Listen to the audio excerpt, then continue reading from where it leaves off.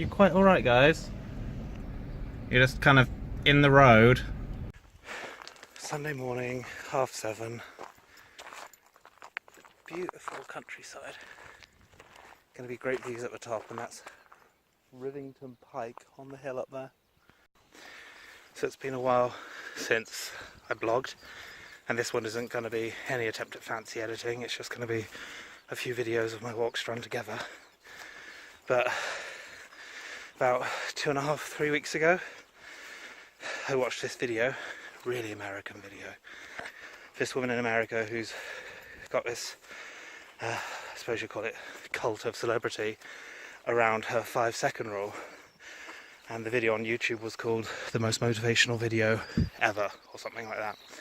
And I watched it, and while I kind of rolled my eyes at a lot of the, can't even think of the word, spiritual mumbo jumbo nonsense,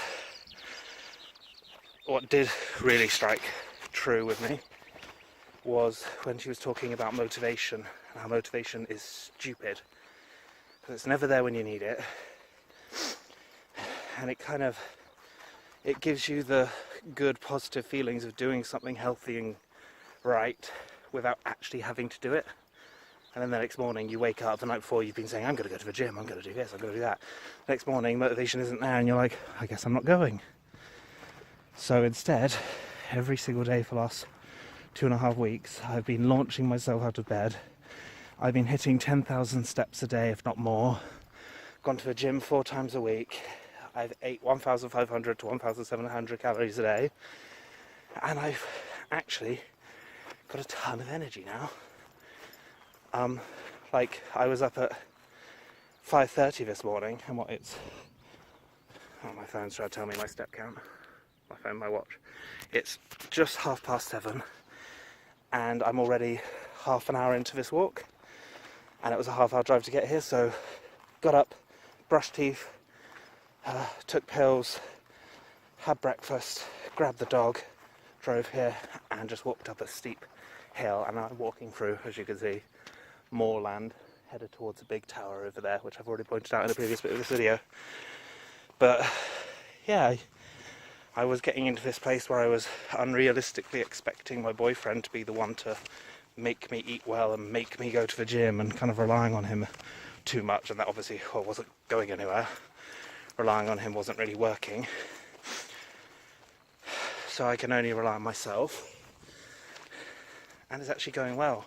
I went from 128.5 to yesterday I was 125 and a bit. Today 126. But I know weight fluctuates, so I'm losing weight. But generally just feeling a lot better in myself. Oh, fuck me, this is a steep bit. I'll start recording again in a minute because I need both my hands for this. Steep. So it was a few more minutes longer than I thought before I could start recording again. Climbing down this big steep bit. Just twisted my ankle at some point and nearly fell face first down it. Great. So the next main video I wanted to do was around calories and diet, because I know, and lots of people already know, there's no point working out or even focusing on exercise, as in I think it's 3/4 or more of the weight loss is actually just eating, right? And earlier on I said I was eating 1,500 to 1,700 calories a day. I shouldn't be eating only 1,500 some days, but luckily I think I'm underestimating on some of my calorie counting. But the way I got to 1,700 is by doing my BMR calculation. Now what is a BMR? A BMR is your basic metabolic rate. Or is it basal metabolic rate? I think it's basic. Someone can correct me. But essentially that is the amount of calories that you would need per day. So it's based off of age, gender, weight, height, etc. It's the number of calories you need per day to keep your body alive, functioning and maintaining your current weight without losing or gaining weight. There's another number called the TDEE, Total Daily Energy Expenditure, which is your basic metabolic rate, in my case 2,200 calories, plus what you need in a day based off of your lifestyle and how much exercise you do. So it often asks if you're sedentary, if you work out 2 to 3 times a week, 4 to 5 times a week, and it will add calories to your BMR to say, well, actually, if you ate this many calories, you would still maintain your weight because you're working out, etc. And they typically say for safe weight loss, you should be at a 500 calorie deficit. So if I were going by my BMR, which I am, probably not very wisely, I eat 1,700 calories a day, which is 2,200 minus 500. And with my workouts and my walking, I could be burning anywhere between 500 and 1,500 calories extra a day, which is, I think, why I've seen quite fast weight loss, which is good, which is very good for me. I'm sure, well, people will argue that it's not healthy, but I feel healthy. I feel really good. So I'm basing it off of that. And what have I been eating? Well, I have been eating breakfast, lunch and dinner, no snacks between. And I know lots of people say you should eat smaller meals many times in a day to keep your metabolism up.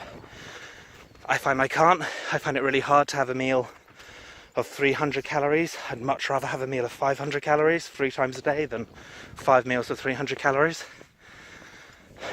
And it works for me.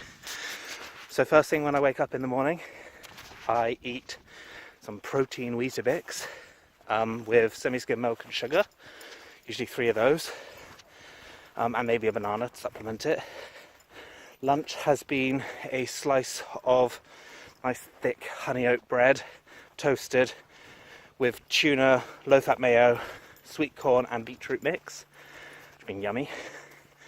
And dinners have typically been what I would normally be eating, minus the carby bits like rice and pasta and potatoes.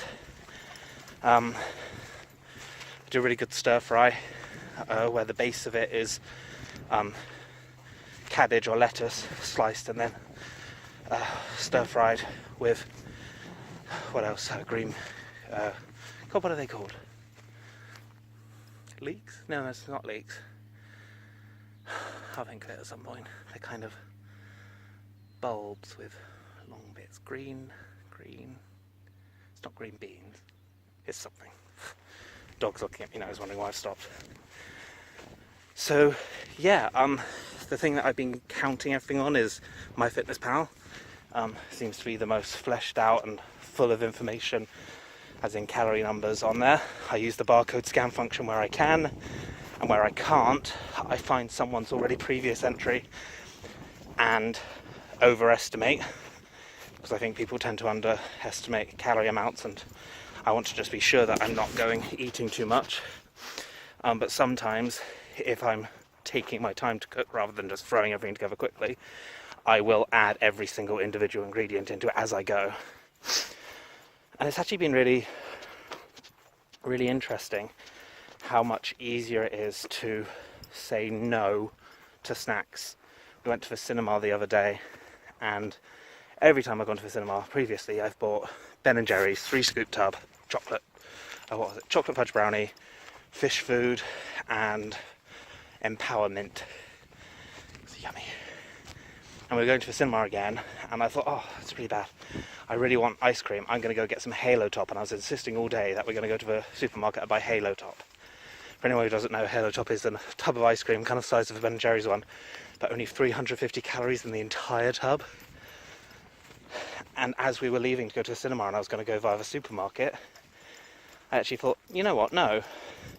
I shouldn't associate food with certain things that I do in life. Like, why am I associating food with the cinema? And I actually just drove straight past the supermarket, got to the cinema and didn't have anything. And I thought that was good. I shouldn't be associating bad habits with things that I want to do regularly. I shouldn't be, because otherwise I'd avoid going out and seeing friends, because I would smoke every single time, or I'd drink every single time. And actually, I don't need to do those things, I just want to. Which gets me on to my last point of the video, which is around amygdala hijacking and your neocortex. Scientific. But I'll finish that one at the top of that big hill, because this has been a very long one, and I need to breathe.